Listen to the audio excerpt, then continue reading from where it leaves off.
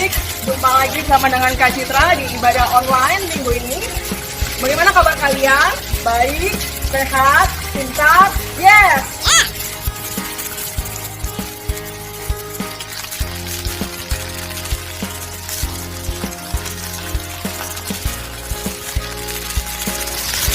Semangat ibadah? Sebelum ibadah kita mulai, kita doa dulu ya. Untuk mata kalian, kita akan berdoa. Terima kasih Tuhan Yesus. Di pagi ini kami akan ibadah online sekolah minggu. Biarlah Roh Kudus-Mu yang memimpin kami dari awal ibadah sampai dengan akhir ibadah. Tuhan Yesus, terima kasih karena Engkau telah memberikan Roh Kudus-Mu pada kami. Biarlah Roh Kudus-Mu yang senantiasa memimpin setiap langkah hidup kami. Kami siap Tuhan untuk memulai ibadah ini. Kau berkati setiap hati dan pikiran kami, dan kami siap untuk memuji dan memuliakan Engkau. Dan kami juga siap untuk mendengarkan firman-Mu. Pimpin kami Tuhan, pimpin kami Roh Kudus. Terima kasih. Amin.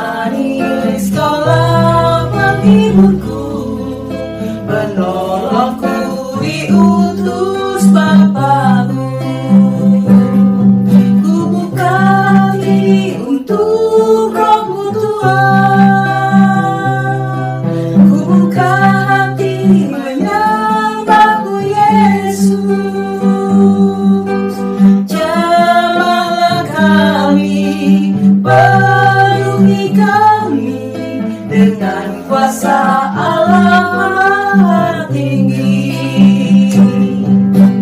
Roh Kudus Kau hadir di sini. Roh Kudus, Ku mengasihimu. Kau lembut, Kau manis, Kaulah penghiburku, menolongku diutus Bapakku. Ku buka hati untuk Roh-Mu Tuhan. Ku buka hati menyembah-Mu Yesus. Jamahlah kami, penuhi kami dengan kuasa Allah Maha Tinggi. Jamahlah kami, penuhi kami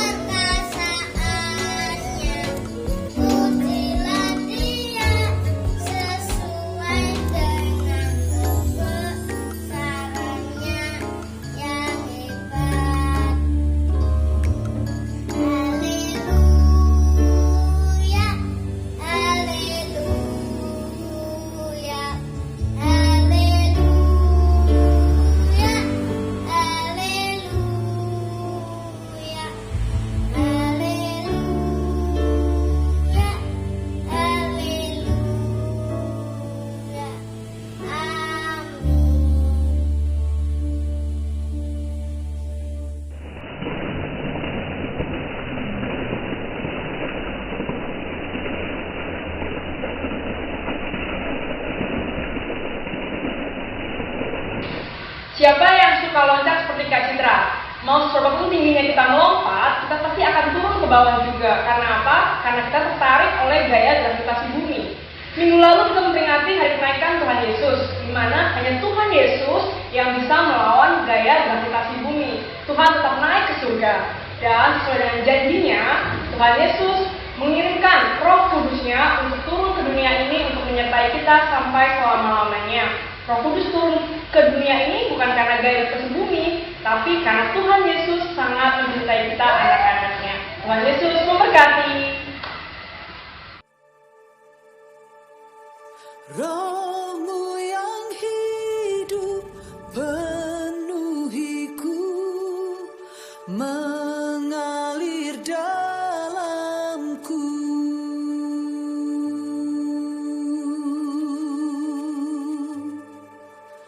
Jiwaku tenang bersamamu dalam naunganmu.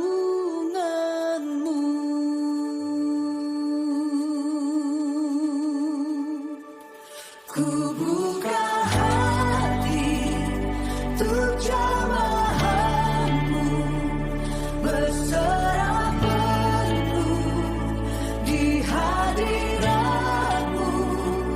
Kau ambil alih seluruh hidupku, di altarmu menyembahmu.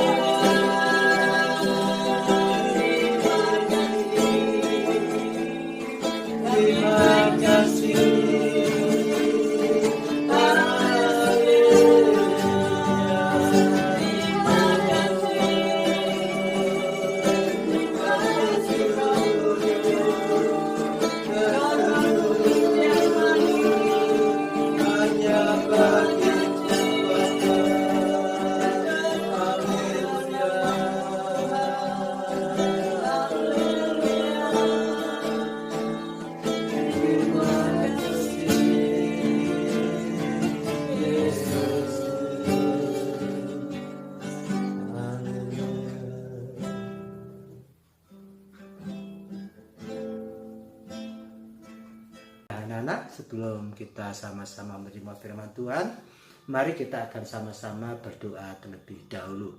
Mari kita akan pejamkan mata datang kepada Tuhan. Tuhan Yesus, kami bersyukur buat kesempatan indah kami bisa memuliakan, memuji Engkau, sebab hanya Engkau Allah yang layak kami puji, kami sembah. Dan tiba saatnya kami akan mendengar kebenaran firman-Mu, bagaimana Roh Kudus turun ke atas umat-Mu. Oleh sebab itu Tuhan, berikan kami hikmat-Mu, beri kami hati seorang murid, agar firman-Mu bisa kami tangkap dengan baik, sehingga setiap hati kami sudah kami sediakan sebagai tanah yang subur, agar firman-Mu bertumbuh dalam hati kami.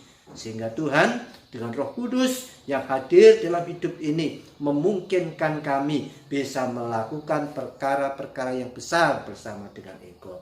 Mari Tuhan, Kau sertai kami, Kau pimpin kami, agar firman-Mu bisa menguatkan iman percaya kami. Urapi hamba-Mu yang menaburkan firman-Mu, hikmat-Mu menyertainya, sehingga apa yang disampaikan merupakan isi hati-Mu yang hendak Kau berikan kepada kami. Kami sambut kebenaran firman-Mu hanya di dalam nama Tuhan Yesus Kristus. Yang percaya berkata, amin.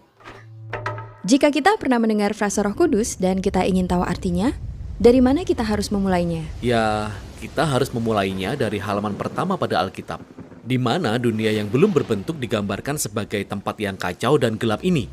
Tapi kemudian, di atas kekacauan ini, Roh Allah hadir, melayang-layang, siap membawa kehidupan, keteraturan, dan keindahan. Oke, tapi apa itu Roh Allah? Ya, jadi Roh adalah cara penulis Alkitab berbicara tentang kehadiran Allah secara pribadi. Kata dalam bahasa Ibraninya adalah ruach. Ruak? Ya, benar. Tenggorokan kita harus benar-benar bersih di akhir pengucapan. Jadi apa itu? Ruach dapat merujuk kepada sejumlah hal yang berbeda. Namun kesamaan umumnya adalah energi. Energi? Kok bisa? Jadi ada energi yang tak kelihatan, yang membuat awan bergerak atau cabang-cabang pohon bergoyang. Benar, angin. Jadi, dalam bahasa Ibrani, itulah ruach. Oke. Sekarang, tarik nafas panjang. Kamu dapat merasakannya bukan? Di dalam? Ya, udaranya? Ya, tepatnya energinya. Benar, tenaga yang ada pada tubuhmu yang kamu dapatkan dari bernafas dalam-dalam, itu juga adalah ruach. Dan ini adalah kata yang sama yang digunakan dalam Alkitab untuk menggambarkan kehadiran pribadi Allah. Sama seperti angin dan nafas yang tak kelihatan, Roh Allah juga tak kelihatan. Angin sangat kuat, dan demikian juga Roh Allah sangat kuat. Dan sama seperti nafas yang menjaga kita tetap hidup, Roh Allah pun menopang semua kehidupan. Ya, ruak. Nah, seiring kita melanjutkan kisah di Alkitab, kita melihat Ruach Allah memberikan kekuatan khusus bagi orang-orang untuk melakukan tugas-tugas tertentu. Orang pertama di Alkitab yang mengalami hal ini adalah Yusuf. Roh Allah memampukan dia untuk memahami dan mengartikan mimpi. Dan kemudian terjadi pula pada seorang pria bernama Besalel. Dan dia adalah seorang seniman. Roh Allah memperlengkapi dia dengan hikmat dan keahlian. Dia diberikan kecerdasan kreatif untuk membuat benda-benda yang indah di bait suci. Kemudian kita juga melihat Ruach Allah memperlengkapi sekelompok orang yang disebut para nabi. Mereka dapat melihat segala hal yang terjadi dalam sejarah dari sudut pandang Allah. Itu benar sekali. Dan inilah masalahnya seperti yang dilihat para nabi. Sementara Ruach Allah telah menciptakan dunia yang sangat baik, manusia justru menyerah pada kejahatan. Mereka telah melepaskan kekacauan di dalamnya melalui ketidakadilan mereka. Sebuah ketidakteraturan jenis baru. Ya, dan para nabi berkata bahwa Roh akan datang, seperti pada Kejadian pasal 1. Tetapi sekarang, Dia datang untuk mengubahkan hati manusia, untuk memampukan manusia untuk benar-benar mengasihi Allah dan orang lain. Bagaimanakah Roh Allah yang aktif dan baru ini akan terjadi? Nah, berabad-abad telah berlalu dan kita diperkenalkan kepada Yesus. Dan di awal misinya, ada adegan menarik di mana Yesus dibaptis di air sungai Yordan. Ya, langit terbuka dan Roh Allah datang dan menghinggapinya seperti seekor burung. Kisahnya menyebutkan bahwa Roh Allah memperlengkapi Yesus untuk memulai ciptaan baru. Dan kita melihat ini terjadi ketika Ia menyembuhkan orang atau mengampuni dosa mereka. Dia menciptakan hidup di mana dulunya ada kematian. Nah, waktu itu, para pemimpin Israel menentang Yesus dan mereka akhirnya membuatnya dihukum mati. Meskipun demikian, Roh Allah tetap bekerja. Murid-murid Yesus yang paling awal melihat dia bangkit dari kematian mengatakan bahwa kuasa Roh Allah lah yang membangkitkan Yesus. Ini adalah awal dari ciptaan yang baru. Ya, dan ini masih terus terjadi. Ketika Yesus menampakkan dirinya pada pengikut-pengikut terdekatnya, dia menghembuskan nafasnya pada mereka dan berkata, "Terimalah Roh Kudus." Dan segera setelah itu, dengan penuh kuasa, Roh Kudus hingga pada murid-muridnya. Sehingga mereka dapat menjadi bagian dari ciptaan yang baru ini dan memberitakan kabar baik dan belajar untuk hidup dengan energi dan pengaruh dari Roh Allah. Dan hari ini, roh tersebut masih melayang-layang di tempat-tempat yang gelap. Ya, mengarahkan orang-orang kepada Yesus, mengubahkan dan memperlengkapi mereka supaya mereka dapat mengasihi Allah dan orang lain. Dan orang-orang Kristen berharap bahwa roh itu akan menyelesaikan tugas tersebut.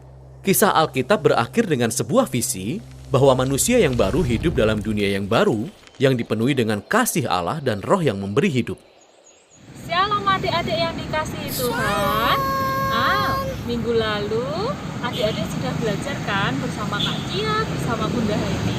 Masih tentang Yunus. Nah, Yunus adalah salah satu bukti kasihnya Tuhan Yesus kepada manusia, ya kan? Nah, sebelumnya kakak mau tanya nih sama adik-adik semuanya yang ada di rumah, ada berapa sih hari raya umat Kristen itu? Nggak tahu, Kak. Kalian biasanya bilang 2 kan, yaitu Natal dan Paskah. Sebenarnya ada 5. Kok bisa ya? Ada hari Natal, kelahiran Tuhan Yesus Kristus, kematian yang disebut Paskah tadi, kebangkitan, lalu kenaikan Tuhan Yesus, dan yang terakhir adalah hari Pentakosta atau turunnya Roh Kudus. Nah adik-adik, hari ini tuh kita mau bahas Pentakosta atau hari turunnya Roh Kudus yang kita peringati setiap tahunnya. Pentakosta yaitu hari yang ke-50 atau hari di mana tempatnya turunnya Roh Kudus. Nah, Tuhan Yesus sebelum naik ke surga kan janji sama anak-anaknya tuh mau jadi penolong.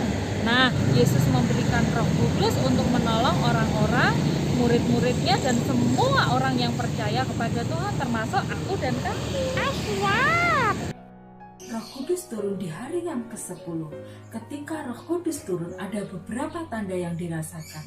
Nah, pada saat itu orang-orang berkumpul di Yerusalem di ruangan tertutup seperti ini. Tidak ada jendela dan semuanya tertutup jadi satu. Pada saat Roh Kudus turun, tanda yang pertama adalah angin berhembus sangat kencang. Wah, seperti ini kira-kira ya, anginnya begitu kencang. Mereka semua merasa aneh. Wah, kok tiba-tiba ada angin ya di seluruh ruangan? Padahal kan tidak ada jendela terbuka.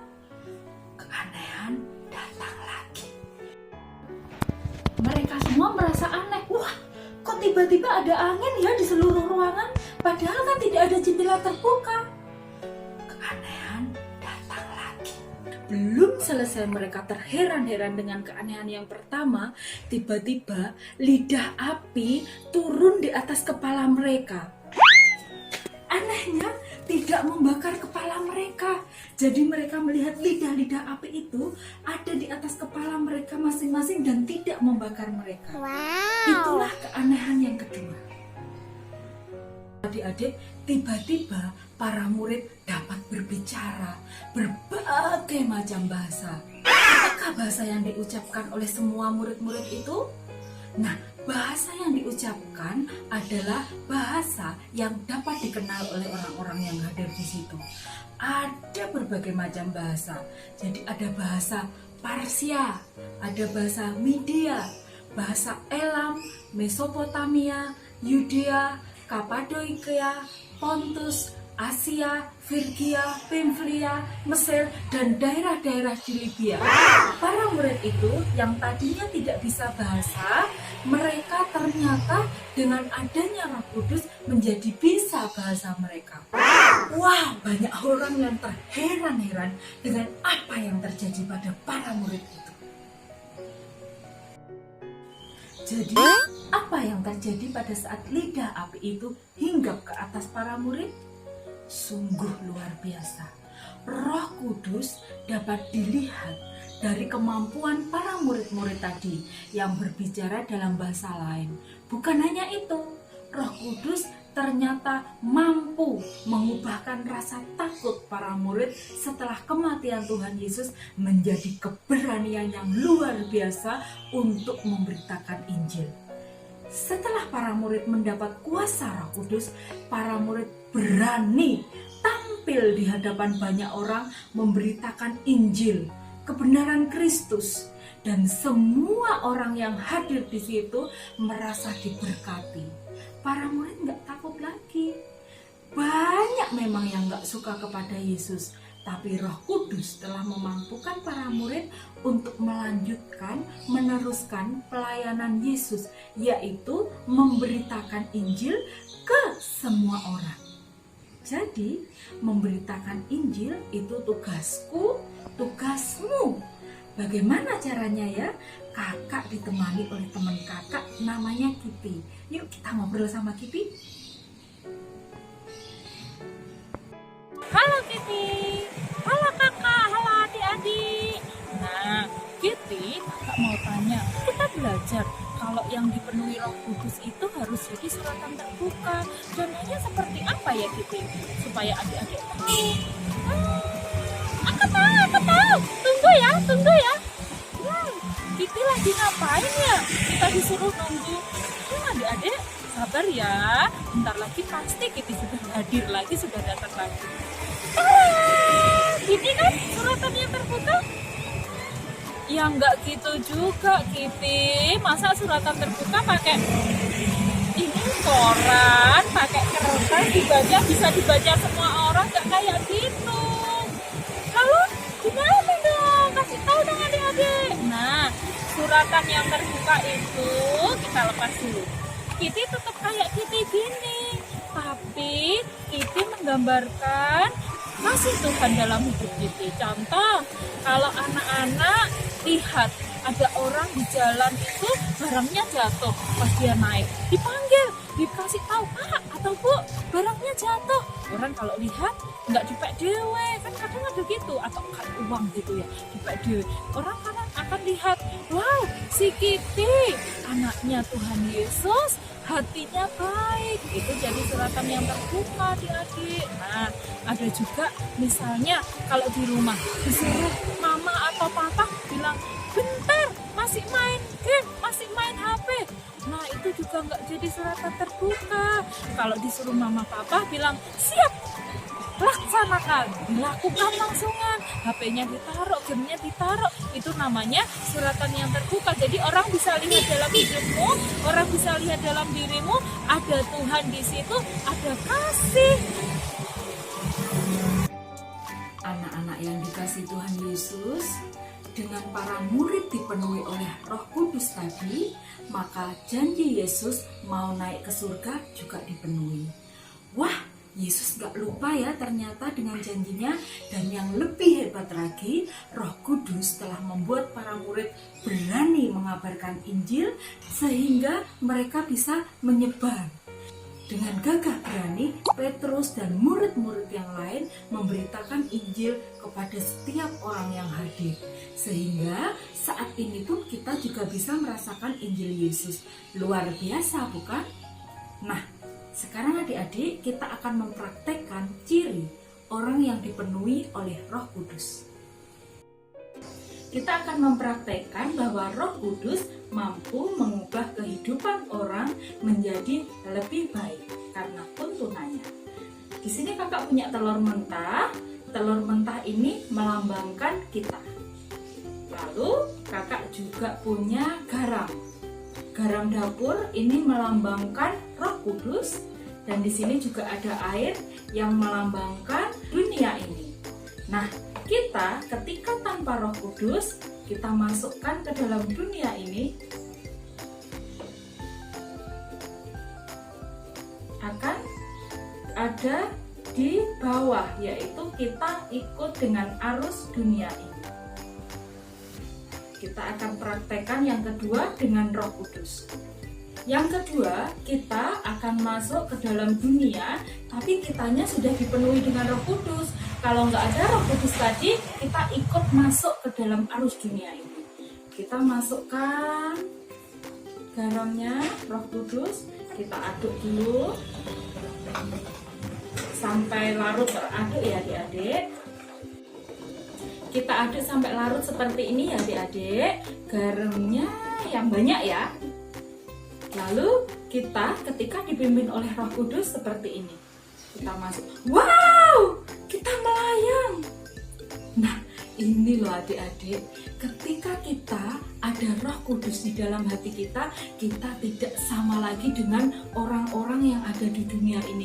Ketika kita dipimpin Roh Kudus, kita menjadi berbeda. Kita tidak jatuh, tidak ikut arus dunia ini, tapi kita melayang, menandakan bahwa kita one step di atas orang-orang yang tidak dipimpin oleh Roh Kudus.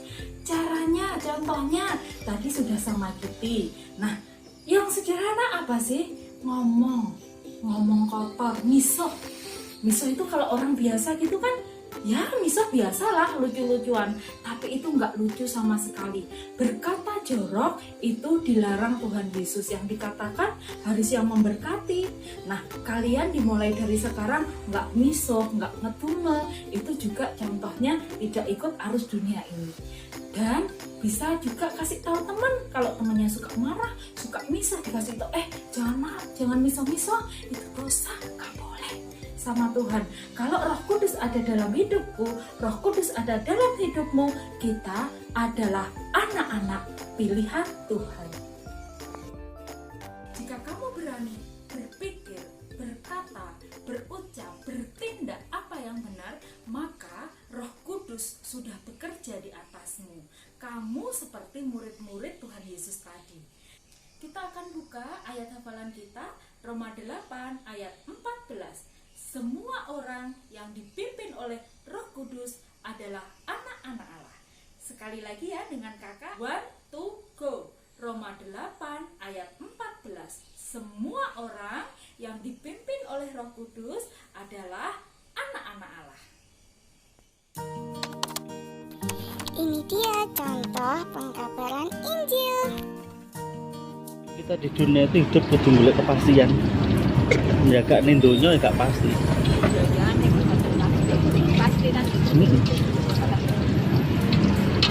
Jadi dhewe mati pun juga ini kepastian, surga kon neraka. Nah, lek Yesus kan ngomong, barang siapa percaya kepadaku dia tidak akan binasa.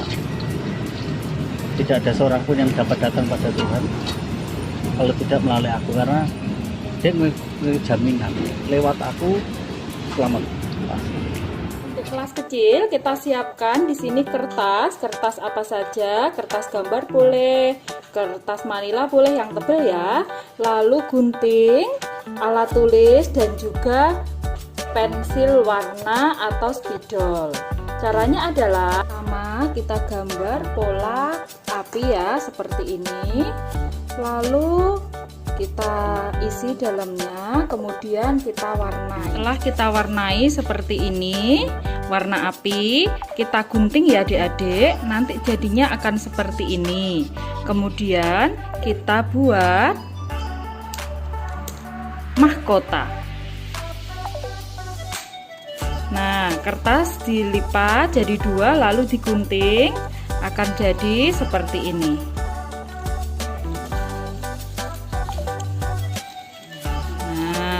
Boleh kalian gambar-gambar api lagi boleh.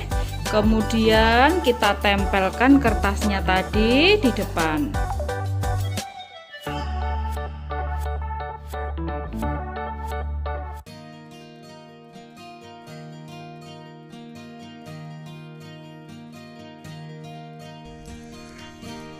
Nomor 1, para murid dan orang-orang yang percaya sedang berkumpul di suatu tempat, di sebuah rumah.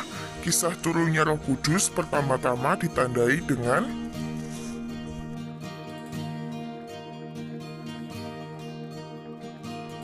nomor 2, setelah tanda pertama dilanjutkan dengan tanda yang kedua, yaitu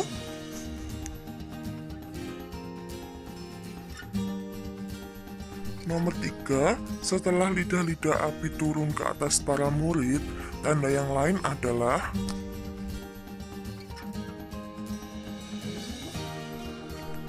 Nomor 4, coba sebutkan bahasa apa yang diucapkan oleh para murid.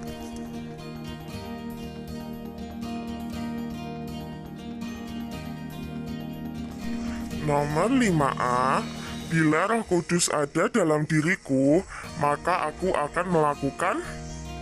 Nomor 5B, bila Roh Kudus ada dalam diriku, maka aku akan menahan diri dari. Dijawab ya pertanyaannya. Jangan lupa dikirimkan ke grup kelas kalian masing-masing. Tuhan Yesus memberkati. Adik-adik, jangan lupa ya, bagi kelas kecil, kumpulkan aktivitas membuat mahkota yang seperti ini. Untuk yang kelas besar, silahkan jawab pertanyaan-pertanyaan yang tadi sudah disampaikan. Kita akan menutup acara pada saat pagi hari ini. Ketemu lagi di sekolah minggu depan. Kita berdoa dulu ya adik-adik. Tuhan Yesus, terima kasih untuk hari ini. Kami telah belajar bahwa Roh Kudus-Mu masih bekerja sampai saat ini. Berikan kami, pimpin kami dengan Roh Kudus-Mu supaya kami layak menjadi anak-anak Tuhan. Terima kasih Tuhan Yesus, kami sudah selesai belajar kebenaran firman-Mu. Biarlah firman-Mu ini selalu menyertai di dalam hidup kami. Di dalam nama Tuhan Yesus kami telah berdoa. Haleluya. Amin. Tangannya diangkat semuanya bangkit berdiri yang masih duduk. Kita ucapkan bersama. Kasih karunia dan damai sejahtera dari Allah Bapa kita dan dari Tuhan Yesus Kristus menyertai kami semuanya. Amin. Grace and peace to me from God our Father and the Lord Jesus Christ. 5 kepastian dalam hidup. Pertama, hidupku dicintai oleh Tuhan. 2, hidupku diciptakan secara ajaib. 3, hidupku diberkati tanpa batas. 4, hidupku diprogramkan untuk berkemenangan. 5, hidupku memiliki pengaruh positif dimanapun aku berada. Terima kasih untuk pelayanannya hari ini untuk Kak Citra dan Kak Lina. Tetap semangat dalam melayani Tuhan ya. Tuhan Yesus memberkati. Terima kasih juga untuk Dela dan keluarga dalam pelayanannya, dan juga untuk Bapak Pendeta Yesak Sujarwo atas video dalam pelayanannya memberitakan Injil kepada anak jalanan. Tuhan Yesus memberkati.